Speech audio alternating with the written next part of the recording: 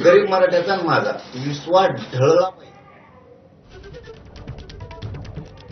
तर आताच्या क्षणाची ही मोठी बातमी आपण पाहतोय। मंत्री छगन भुजबळ यांनी कॅबिनेट बैठकीवर बहिष्कार घातलेला आहे। आजच्या कॅबिनेट बैठकीला भुजबळ हे बसणार नाहीयेत।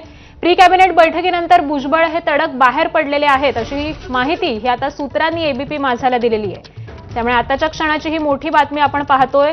ओबीसी आरक्षणाच्या अनुषंगाने मराठा आरक्षणाच्या अनुषंगाने मंत्री छगन भुजबळ यांनी आता कॅबिनेट बैठकीवरती बहिष्कार घातलेला आहे। आज 12 वाजता या कॅबिनेट बैठकीला सुरुवात होणार होती, परंतु प्री कॅबिनेट नंतर भुजबळ हे तडक बाहेर पडलेले आहेत अशी माहिती मिळते।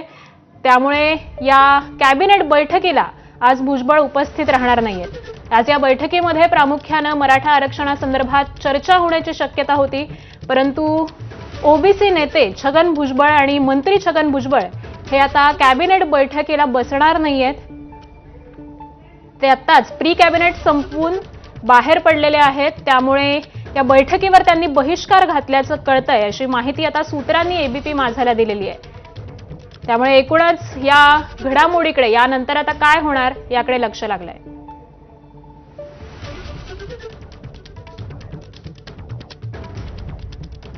तर आताच्या क्षणाची ही मोठी बातमी आपण पाहतोय। मंत्री छगन भुजबळ यांनी कॅबिनेट बैठकीवरती बहिष्कार घातलेला आहे।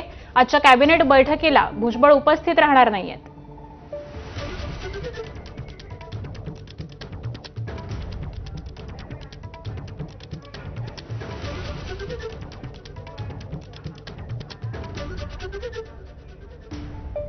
तर थोड्याच वेळापूर्वी मंत्री छगन भुजबळ यांनी आपली भूमिका मांडलेली होती। त्यामुळे आता त्यांचा अभ्यास पूर्ण झालेला आहे का आणि ते सरकारवर या निर्णयावर नाराज आहेत का अशी देखील शक्यता आता वर्तवण्यात आलेली आहे।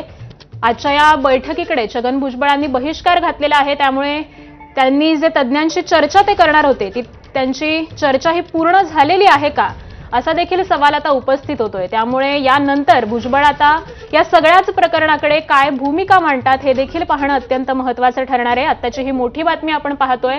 आज मंत्रिमंडळाची बैठक होती। या बैठकीमध्ये मराठा आरक्षणासंदर्भात ज्या निर्णय झालेला आहे त्या निर्णयांवरती चर्चा होण्याची शक्यता होती, परंतु त्याआधीच ओबीसी नेते छगन भुजबळ हे या बैठकीकडे त्यांनी पाठ फिरवलेली आहे। या मंत्रिमंडळ बैठकीवर त्यांनी बहिष्कार घातलेला आहे।